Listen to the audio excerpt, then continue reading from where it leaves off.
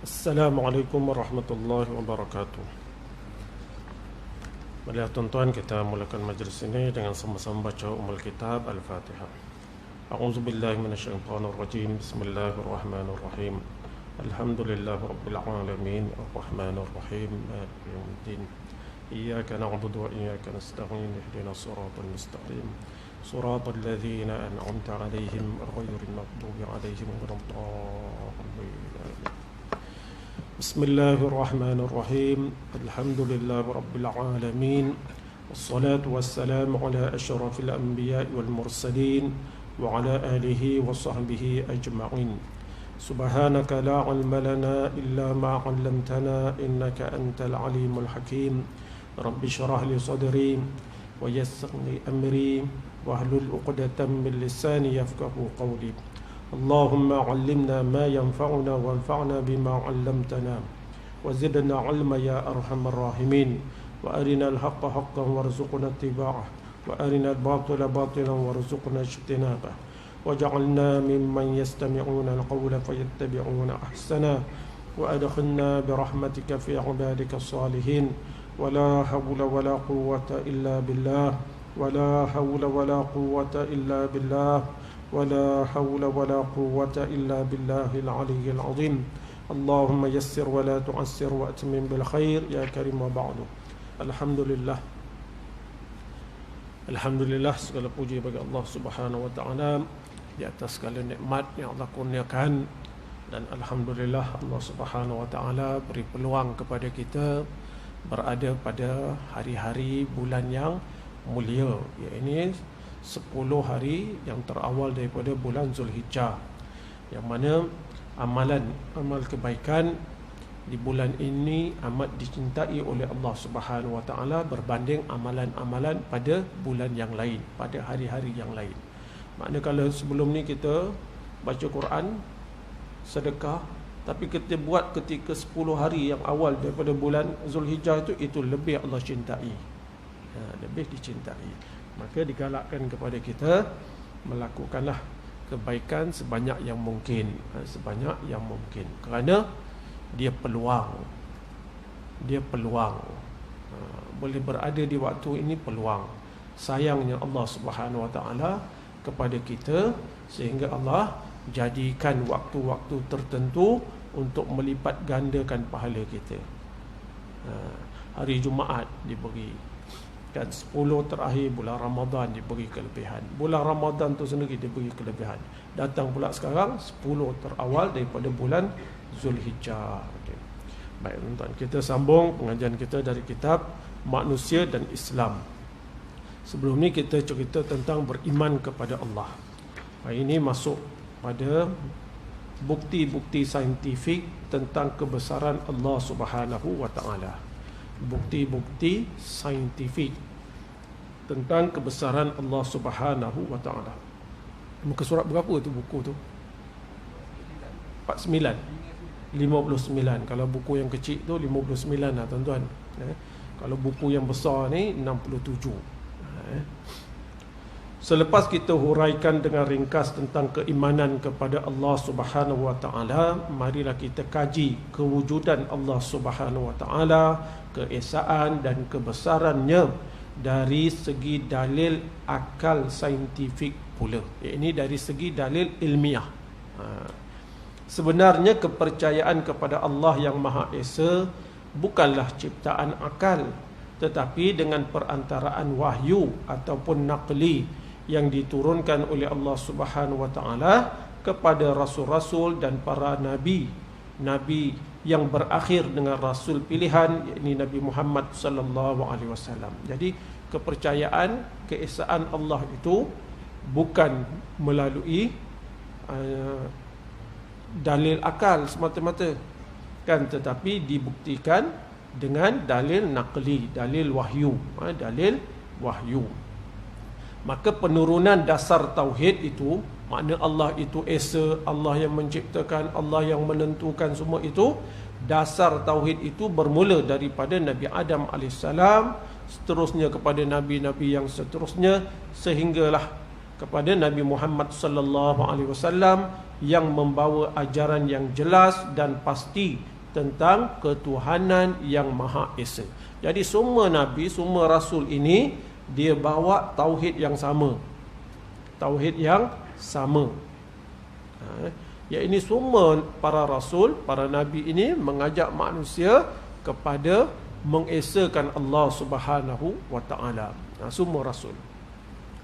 Baik, tugas Al-Quran, maka Nabi Muhammad sallallahu alaihi wasallam diwahyukan dengan Al-Quran, diturunkan kepada Nabi kitab Al-Quran. Tugas Al-Quran bukanlah untuk memberi jawapan kepada pemikiran manusia tentang persoalan-persoalan alam semesta. Bukan juga Al-Quran ini untuk menjawab tentang hakikat wujudnya sesuatu benda dari segi ilmiah ataupun saintifik secara terperinci. Itu bukan tugas Al-Quran. Tugas Al-Quran ni diturunkan bukan untuk mengiyakan pemikiran manusia itu, bukan. Kajian manusia, mana Al-Quran mengiyakan, bukan. Bukan tujuan itu. Dan Al-Quran pula diturunkan bukan dengan tujuan untuk menjawab hakikat sesuatu benda itu secara terperinci. Tidak juga Al-Quran. Habis Al-Quran ni untuk apa? Sebab ada orang dia ambil Al-Quran untuk kaji tentang ilmiah saintifik saja. Padahal bukan itu saja tujuan Al-Quran itu. Kan ada orang dari segi saintifik je dia ambil. Berimannya tak nak ambil dia. Bab beriman tak nak ambil. Bukan itu. Nak jadi panduan hidup dia tak nak ambil. Dia ambil pada satu portion of ilmu itu, kan? Sedangkan Al-Quran ini ialah kitab Allah Subhanahu wa Ta'ala yang memberi petunjuk dan panduan kepada manusia tentang kehidupan dari segi agama dan dunia. Untuk apa? Supaya manusia dapat hidup dengan aman, damai serta bahagia dunia seterusnya hingga akhirat. Ini tujuan utama Al-Quran diturunkan. Apa dia? Al-Quran ini ialah kitab Allah Subhanahu wa Ta'ala. Diturunkan untuk apa? Untuk memberi petunjuk dan panduan kepada manusia. Maka kita ni, kerja kita apa? Kita jadikan Al-Quran ini panduan kehidupan kita. Jadi dia memberi petunjuk dan panduan kepada manusia tentang kehidupan dari segi agama dan juga dunia. Supaya apa? Supaya manusia mencapai kebahagiaan di dunia dan juga di akhirat.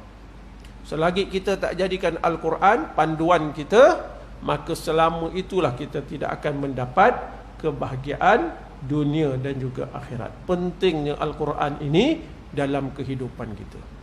Satu, Al-Quran ini bukan sekadar untuk dibaca. Memang dibaca dapat pahala, tetapi tujuannya ialah antaranya supaya dijadikan panduan dan petunjuk bagi kehidupan kita ini. Masalah agama dan juga masalah dunia disebut dasar-dasarnya. Walaupun demikian, Al-Quran ni ayat-ayatnya membawa banyak pengertian yang halus, sama ada secara langsung ataupun tidak langsung terhadap hakikat ilmiah atau saintifik mengenai perkara-perkara alam. Tapi walau bagaimanapun, Al-Quran ini menceritakan juga tentang hakikat-hakikat ilmiah ini, saintifik. Tapi dia bukan kitab untuk sains sepatutnya, bukan. Tapi dia ada cerita, dia ada beritahu. Antaranya tentang persoalan manusia, ilmu alam, ilmu pertanian. Itu semua ada sebut dasar-dasarnya dalam Al-Quran ini. Ilmu kesihatan, ilmu falak, ilmu biologi dan sebagainya.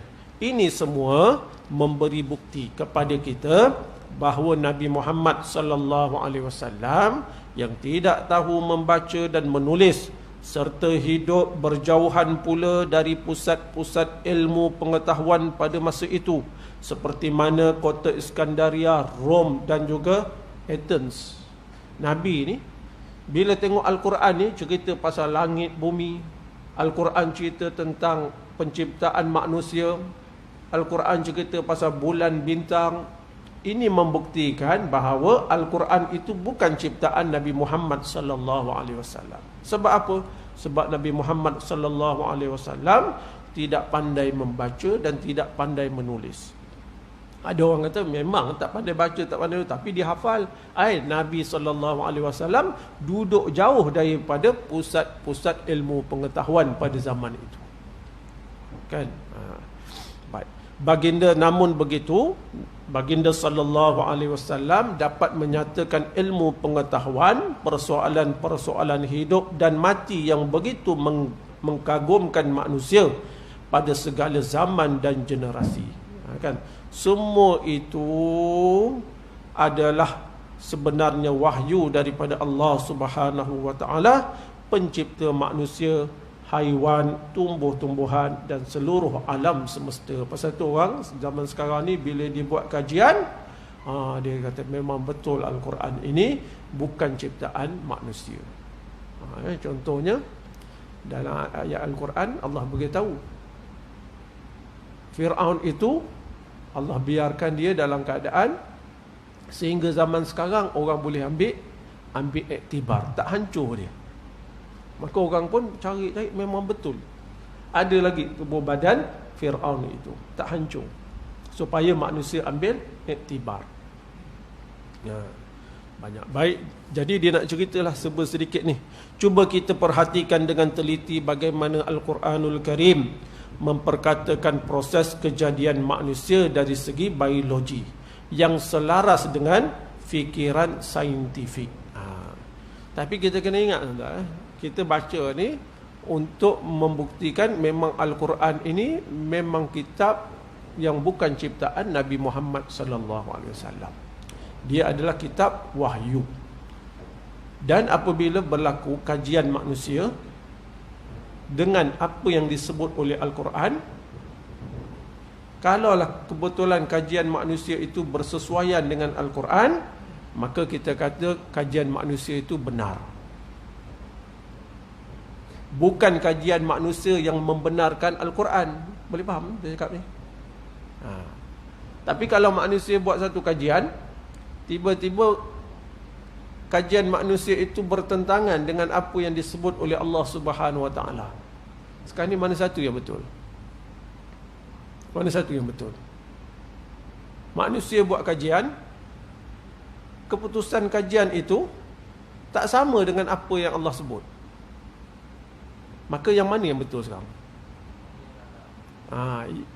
Yang Al-Quran itulah yang paling betul. Sebab kemungkinan kajian manusia itu ada kesilapan dan sebagainya. Boleh? Bukan Quran itu ditentukan benar tidak benar Al-Quran itu dengan kajian manusia. Cuma selama ini manusia yang buat kajian akhirnya mengakui apa yang dia cari, apa yang dia ilmu yang dia terokai itu rupa-rupanya memang telah disebut oleh Al-Quran. Siapa yang sebut langit ada berlapis-lapis? Al-Quran. Mana saintis tahu? Pasal dia sebut berlapis-lapis lah, manusia ni pergi cuba tengok meneroka ke langit. Kalau tidak, mana dia tahu? Yang ni jari ni lain-lain ni siapa sebut? Bukan manusia tahu. Cuma itu daripada ajaran Al-Quran. Berlainan ni semua. Baik, kita tengok yang pertama tentang proses kejadian manusia. Sebenarnya manusia selaku makhluk yang bertanggungjawab itu mempunyai proses kejadian yang seimbang lagi indah. Maka dengan meneliti firman Allah Ta'ala ini, dapatlah kita menyedari dan menginsafi kebesaran Allah Subhanahu wa Ta'ala. Firman Allah Ta'ala, وَلَقَدْ خَلَقْنَا الْإِنسَانَ مِنْ سُلَالَةٍ مِنْ طِينٍ ثُمَّ جَعَلْنَاهُ نُطْفَةً فِي قَرَارٍ مَكِينٍ ثُمَّ خَلَقْنَا النُّطْفَةَ عَلَقَةً فَخَلَقْنَا الْعَلَقَةَ مُضْغَةً فخلقنا المضغة عظاما فكسونا العظام لحما ثم أنشأناه خلقا آخر فتبارك الله أحسن الخالقين. صدق الله العظيم. Dan sesungguhnya kami, yakni Allah, menjadikan manusia dari pati yang berasal dari tanah. Kemudian kami jadikan pati itu setitik air benih pada tempat penetapan yang teguh kukuh dekat sulbi. Kan sulbi lelaki ya, kemudian kami ciptakan air benih itu menjadi sebuku darah beku. Makna dah pergi kepada perempuan ni. Lalu kami ciptakan darah beku itu menjadi seketul daging. Tadi ditetapkan pada yang perempuan ni dipanggil apa lelaki tulang sulbi, rahim, dekat rahim. Bila berlaku perhubungan lelaki perempuan tu, air mani masuk kat rahim. Kemudian daripada air tu duduk kat rahim, tempat yang teguh ni, Allah pun ciptakan sebuku darah. Daripada darah menjadi seketul daging.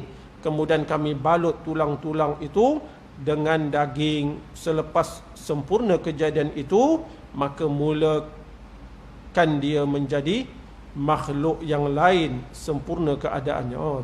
Maka nyatalah kelebihan dan ketinggian Allah sebaik-baik penciptaan. Maknanya bila dah jadi tulang belulang, maka jadilah dia satu penciptaan yang baru, makhluk yang baru.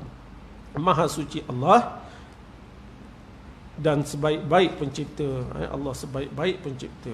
Inilah satu daripada hakikat kejadian manusia yang diabadikan di dalam Al-Quran, yang begitu jelas, yang tidak bercanggah dengan pendapat-pendapat ilmu pada zaman moden. Zaman sekarang pun cakap macam itulah.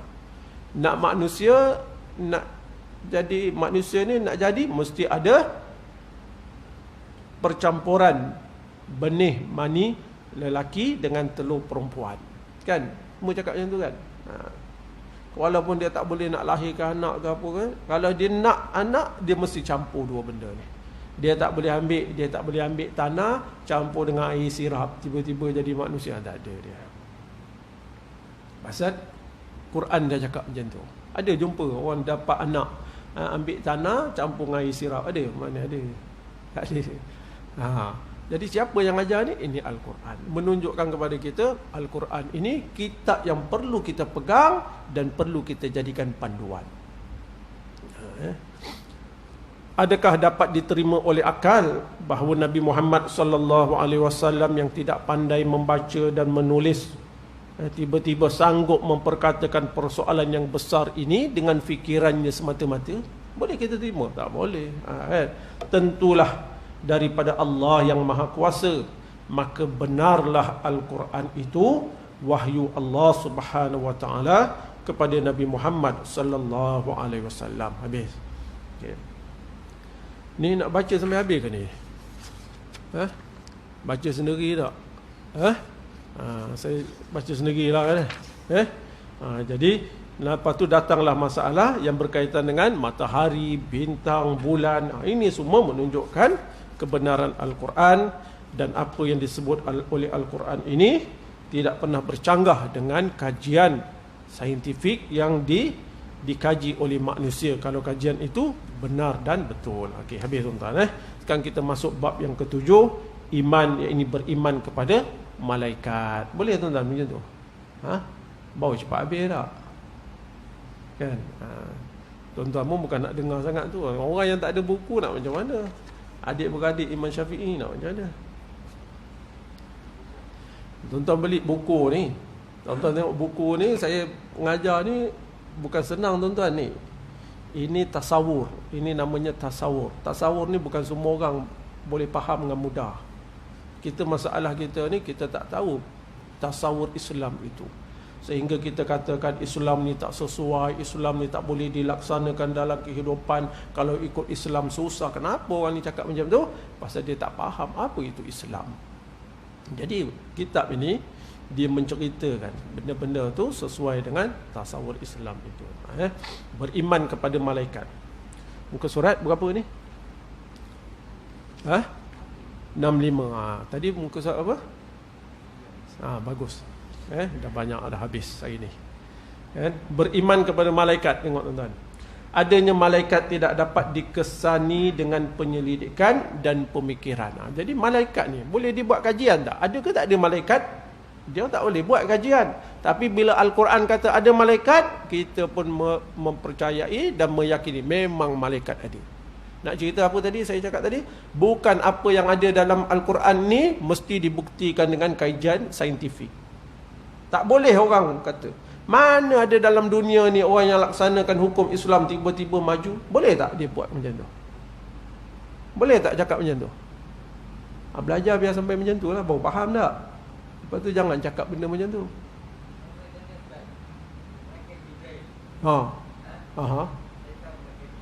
Malaikat Jibril. Faham? Al-Quran ini bukan dibenarkan dengan apabila ada kajian saintifik. Macam tu juga Al-Quran kata, kalau kamu laksanakan apa yang Allah perintahkan, syariat Islam ni kamu laksanakan, Allah akan bukakan pintu rezeki daripada langit dan juga bumi. Tiba-tiba ada orang argue, mana ada dalam dunia ni orang yang laksanakan syariat Islam tiba-tiba maju. Apa ada kena-mengena tu? Bukan kajian yang manusia buat, yang manusia applykan dalam kehidupan, mengiya atau menidakkan apa yang dihukumkan dalam Al-Quran. Kita bukan buat, kita bukan ikut Al-Quran itu kerana ada negara yang buat syariat Islam tiba-tiba maju. Bukan pasal tu.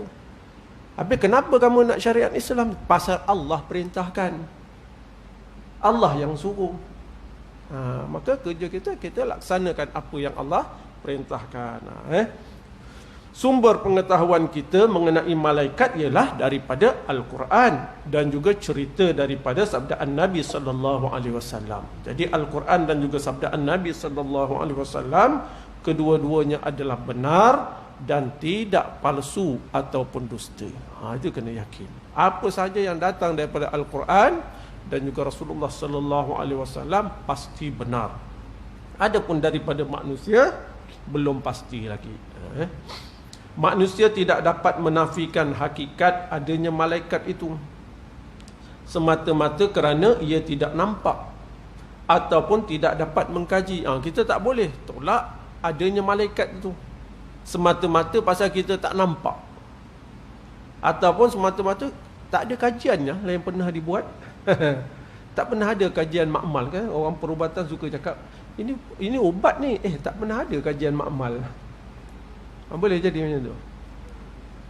Tak boleh kita nak menafikan wujudnya malaikat itu semata-mata tak ada kajian yang boleh membuktikan adanya malaikat. Tak boleh. Dan tak boleh kita nak menafikan wujudnya malaikat itu kerana kita tak pernah nampak. Tak boleh. Baik. Banyak benda yang dapat dikaji di atas dunia ini yang tidak diketahui oleh manusia, tetapi tidak boleh dikatakan benda itu tidak ada. Banyak benda yang ada kat dunia ni tapi manusia tak tahu.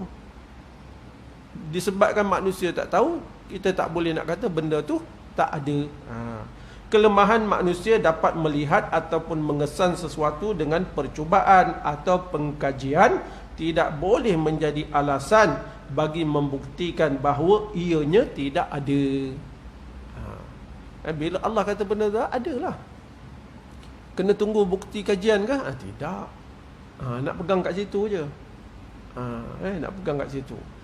Bila Allah kata kalau kamu buat begini, kamu buat begini, kamu pasti akan berjaya, kena ada tunggu pembuktian ke? Tidak. Memang pasti berjaya lah kamu buat, kalau buat.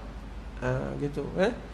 Hakikat kita mempercayai malaikat adalah supaya manusia itu mengetahui bahawa Allah Subhanahu Wa Taala berkuasa menjadikan apa-apa juga yang dikehendaki, walaupun kejadian itu tidak dapat diketahui ataupun dilihat oleh manusia.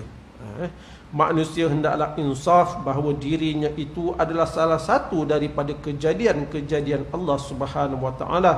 Oleh itu janganlah menganggap sesuatu yang gaib itu tidak ada kerana semata-mata tidak dapat dilihat. Kalau manusia tidak percaya kepada adanya malaikat, seolah-olah dia menganggap Allah Subhanahu Wa Taala tidak boleh menjadikan sesuatu jika sesuatu itu tidak diketahui oleh manusia. Anggapan seperti ini tentulah tidak benar, kerana dengan itu bermakna kekuasaan Allah Subhanahu Wa Taala terikat dengan batas-batas pengetahuan manusia, padahal yang sebenarnya kuasa Allah Subhanahu Wa Taala tidak sama sekali terbatas. Gini tuan-tuan, bila orang kata malaikat ni tak ada, dia kata, pasal apa tak ada kamu cakap ni? Pasal tak pernah orang lihat pun malaikat. Dia cakap macam tu. Kalaulah macam tu, bermakna orang ini seolah-olah dia menafikan kekuasaan Allah. Jadi bila dia bercakap macam tu, seolah-olah kekuasaan Allah ini hanya terbatas dengan apa yang boleh dilihat oleh manusia. Boleh faham? Itu maksud dia. Kalau manusia kata tak ada kajian yang menunjukkan ada malaikat, tak ada kajian, makna dengan dia kata begitu, bermakna dia mengatakan kekuasaan Allah ini hanya terbatas setakat apa yang manusia boleh kaji. Itu. Jadi benda tu tak mungkin. Sebab yang lemah itu manusia, yang berkuasa itu ialah Allah Subhanahu Wa Taala. Tujuan beriman kepada malaikat, sebagaimana telah dimaklum bahawa beriman kepada malaikat adalah salah satu daripada rukun iman dalam Islam. Kepercayaan kepada malaikat adalah termasuk ke dalam perkara ghaib. Sebab malaikat itu tidak dapat dilihat oleh mata kepala dan tidak dapat disentuh oleh panca indera, dan hakikat malaikat itu sangat sukar difahami oleh akal fikiran semata-mata. Jika benda tu benda yang ghaib, kita mengetahui melalui Al-Quran dan juga hadis. Setiap benda yang ghaib, kita tak boleh bayang-bayangkan, kita cakap begini, kita cakap begitu berdasarkan akal, tak boleh. Benda yang ghaib kena tunggu apa yang Allah beritahu dan apa yang disabdakan oleh Nabi SAW. Yakin kepada perkara ghaib adalah menjadi petanda utama orang yang bertakwa kepada Allah Subhanahu Wa Taala. Apa dia cakap ni? Yakin kepada perkara ghaib adalah menjadi petanda utama orang yang bertakwa kepada Allah Subhanahu Wa Taala. Ini setiap baris-baris ni boleh syarah tuan-tuan, tapi lambat nanti. Dia cakap apa? Percaya kepada benda yang ghaib adalah bukti, adalah tanda utama orang yang bertakwa. Orang yang bertakwa ni antara tanda utama dia percaya kepada benda ghaib. Tapi zaman kita orang cakap lain. Apalah kamu, semua yang Al-Quran cakap kamu percaya. Gunalah logik sikit. Dia cakap. Pernah dengar ke? Bila cakap ada malaikat, semua percaya ada malaikat. Ada jin, semua percaya ada jin. Pernah nampak ke? Gunalah akal sikit. Dia cakap itu. Bercanggah tak dengan ni? Bercanggah. Sini cakap apa? Percaya kepada benda yang ghaib, beriman kepada benda yang ghaib adalah merupakan petanda seseorang itu bertakwa kepada Allah Subhanahu Wa Taala. Petanda utama orang yang bertakwa kepada Allah. Amana ar-rasulu bima unzila ilaihi min rabbih wal mu'minun kullun amana billahi wa malaikatihi wa kutubihi wa rusulihi. Rasulullah sallallahu alaihi wasallam telah beriman kepada apa yang diturunkan kepadanya daripada Tuhannya, dan juga orang-orang yang beriman semuanya beriman kepada Allah dan malaikat-malaikatnya dan kitab-kitabnya dan rasul-rasulnya. Jadi antara ciri orang yang beriman ialah dia percaya kepada benda yang ghaib. Benda yang ghaib. Okey. Siapa dia malaikat? Siapa dia malaikat? Al-Quran telah menerangkan asal kejadian manusia, iaitu daripada tanah. Manusia ni daripada tanah. Hal ini telah diterangkan dalam buku ini ketika kita mempelajari proses kejadian manusia, dan kejadian jin pula daripada api. Manusia daripada tanah, jin daripada api. Tapi tadi cakap daripada air mani. Air mani itu pun unsur dia tu unsur tanah. Nabi Adam daripada tanah. Adapun manusia selepasnya daripada air mani. Tetapi tidak diterangkan dengan jelas tentang malaikat. Dia jadi daripada mana, daripada apa, tak diterangkan. Tetapi ada riwayat daripada Rasulullah sallallahu alaihi wasallam yang bersabda, khuliqatil malaikatu min nur wa khuliqal jinnu min marijim min nar. dijadikan malaikat daripada cahaya, dan dijadikan jin daripada percikan api. Percikan api. Dengan keterangan hadis ini, ternyatalah bahawa malaikat itu ialah makhluk halus yang gaib dan tidak dapat disaksikan oleh panca indera, kerana ia bukanlah benda ataupun jisim. Walaupun begitu, akal fikiran tidak menafikan wujudnya. Bahkan sarjana-sarjana dan ulama-ulama pada masa sekarang pun memang mereka tidak mengetahui segala perkara. Maknanya memang manusia sampai sekarang pun belum tahu semua perkara. Bukan bila tak tahu benda tu tak ada. Mereka mengetahui hanya sedikit sahaja. Bahkan benda-benda yang hidup ataupun benda-benda yang dapat disaksikan oleh panca indera tidak semua diketahui oleh manusia. Sepanjang masa ada sahaja perkara baharu ataupun makhluk baharu yang ditemui. Walhal sebelum itu benda itu tidak diketahui. Benda tu dah ada dah pun. Kan orang buat kajian, bila buat kajian, oh dapat satu benda ni, oh keputusan. Tapi benda tu dah ada tak sebelumnya? Dah ada dah pun. Menunjukkan kepada kita manusia bukan tahu semua benda yang ada dalam alam ini.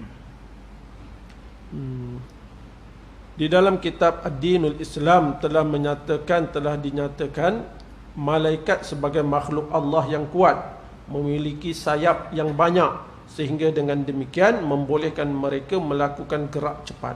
Dalam Al-Quran ada satu simbol kecepatan yang digambarkan mengenai daya gerak malaikat, iaitu kecepatan sehari bagi malaikat sama dengan 50,000 tahun lamanya di dunia ini. Antara sifat dia ni, malaikat ni boleh bergerak cepat. Boleh bergerak cepat. Dia kata apa?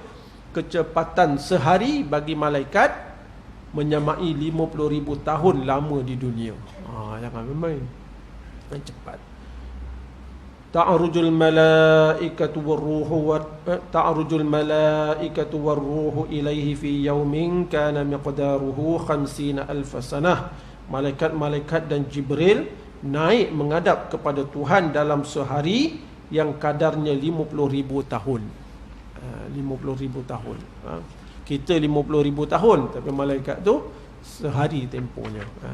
Menurut ilmu pengetahuan manusia, bahawa di alam semesta cahaya adalah ukuran kecepatan mutlak, iaitu kecepatannya 300,000 kilometer satu saat. Ini payah kan kita baca ni ya. 300,000 kilometer sesaat. Cahaya yang paling laju, cahaya lah. Kecepatan yang paling laju ialah cahaya. Melihat kepada betapa luasnya alam semesta dan tugas-tugas malaikat, antara lain mengurus alam semesta dan menyampaikan perintah-perintah Allah Subhanahu Wa Taala kepada makhluknya, maka pastilah dengan kudrat dan iradat Allah Subhanahu Wa Taala yang telah mengurniakan malaikat kekuatan dan kecepatan yang luar biasa. Kadang-kadang ada kata, kalau sini ada majlis ilmu, ada malaikat. Lepas tu kat sana ada majlis ilmu lagi. Siapa pula yang kat sana? Kan ada orang dia main logik. Dia ingat malaikat ni macam mana? Malaikat ni banyak. Sehingga disebutkan dalam hadis di langit itu tidak ada ruang yang boleh kita letakkan 3 jari ke 4 jari, tak silap melainkan ada malaikat. Nak kata banyak malaikat ni. Malaikat ni banyak. Baik. Sebagai okeylah, habis cukup sekadar tu. Tabiat malaikat dan tugasnya. Makna malaikat ni bergerak cepat. Sesuailah dengan kerjanya. Mengurus urusan dunia ini. Melaksanakan apa yang Allah perintahkan. Malaikat ni dia tak boleh buat ikut suka-suka dia, tak ada. Dia ikut perintah Allah. Tabiat malaikat dan tugasnya. Malaikat mempunyai tabiat yang sangat berlainan dengan tabiat manusia. Apa dia yang berbeza ni? Malaikat ni tidak mempunyai nafsu, tidak mempunyai kuasa memilih. Dia tak ada memilih-milih ni, tak ada. Ni nak buat ke tak nak buat? Nak buat ke tak? Itu bukan kerja dia. Tidak ada nafsu dan tidak ada mempunyai kuasa memilih. Ia telah ditugaskan oleh Allah Subhanahu Wa Taala dengan kewajipan tertentu terhadap jagat raya. Jadi dia ada kewajipan, wajib dia. Sunat-sunat tak ada lah. Senang cerita macam tu. Tak pilih-pilih ni tak ada. Tabiatnya semata-mata patuh dan tidak pernah menderhakai Allah Subhanahu wa taala. Ya. Walillahi yasjudu ma fis samawati wa ma fil ardi min dabbatin wal malaikatu wa hum la yastakbirun yakhafuna rabbahum min fawqihim wa yaf'aluna ma yu'marun. Dan bagi Allah jualah tunduk sujud apa yang ada di langit dan apa yang ada di bumi daripada makhluk. Kita jangan sombong. Allah beritahu kat sini apa? Apa saja makhluk yang ada di langit dan di bumi semuanya tunduk kepada Allah. Tiba-tiba kamu manusia yang kerdil, yang tak reti apa-apa, tiba-tiba kamu nak lawan perintah Allah. Semua makhluk yang lain tunduk. Yang hebat, gunung ganang yang besar itu yang hebat, tunduk kepada Allah. Binatang-binatang yang besar semua tunduk. Di langit lagi lah macam mana, semua tunduk. Tiba-tiba kamu nak lawan perintah Allah, kamu tak nak ikut, siapa kamu? Ini ayat ni. Makhluk yang bergerak serta malaikat, sedang mereka malaikat itu tidak berlaku sombong takbur daripada beribadat dan sujud kepada Allah. Malaikat yang hebat itu pun tunduk sujud kepada Allah. Kenapa kamu wahai manusia menentang Allah, tidak mau tunduk kepada Allah? Mereka malaikat itu takut kepada Tuhan mereka yang mengatasi mereka dengan kekuasaannya, serta mereka mengerjakan, yakni malaikat ini mengerjakan apa yang diperintahkan oleh Allah. Jadi tugas malaikat, tabiat malaikat ni tidak ada nafsu, tidak ada kuasa memilih. Dia hanya melaksanakan apa saja kewajipan yang Allah perintahkan. Setiap malaikat itu mempunyai tugas. Setiap malaikat mempunyai tugas yang ditetapkan oleh Allah Subhanahu wa taala selaras dengan kedudukan dan kemampuannya, kemampuan yang Allah berilah pada malaikat itu. Antaranya dipilih untuk menyampaikan risalah Allah Subhanahu wa taala kepada para nabi dan rasul alaihi wassalatu wassalam. Ada malaikat kerja dia menyampaikan wahyu saja. Ini tuan-tuan semua tahulah tak? Yang menyampaikan wahyu ialah Jibril alaihi salam. Tak ada malaikat lain yang menyampaikan wahyu. Antara mereka, yang kelima, antara mereka ditugaskan untuk mengambil nyawa. Ada malaikat tugasnya apa? Menyampaikan wahyu. Ini tugas malaikat Jibril alaihi salam. Ada di antara malaikat yang ditugaskan oleh Allah Subhanahu wa taala untuk mengambil nyawa.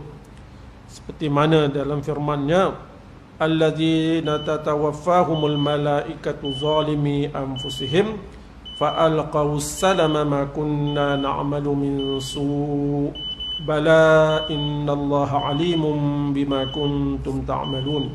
Iaitu mereka yang diambil nyawanya oleh malaikat dalam keadaan mereka menganiaya diri sendiri. Jadi ada malaikat kerjanya mengambil nyawa. Siapa malaikat tu?